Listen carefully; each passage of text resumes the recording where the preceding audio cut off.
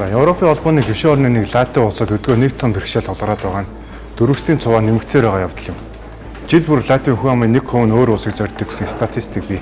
Хэрвээ байдал энэ хэвээрээ үргэлжлээд байвал 100 жилийн дараа Латви бол үндэстэн устдаж үгүй болно гэсэн судалгааг эрдэмтэд өнгөрсөн жил гаргасан тухайн үедээ баггүй шууг нэгдэж байна.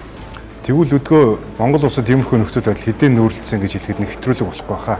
Одоо Монголын 150 мянган орчим иргэн өөр улсад ажиллаж амьдардаг гэсэн гадаад харилцааны яамны албан мэдээ байдаг.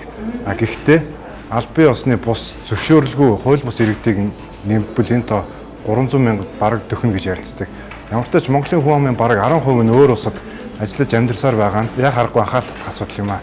Гэвч төр засгийн зүгээс гадагш чиглэс энэ урсгалыг багасгах биш, харин ч улам нэмэх шийдвэр гаргасаад байгаа нь хамгийн харамсалтай. Энэ талаарх дэлгэрэнгүй нийтлэлийг та бүхэн манай сумны хөрөв аргийн дугаараас уншаарай.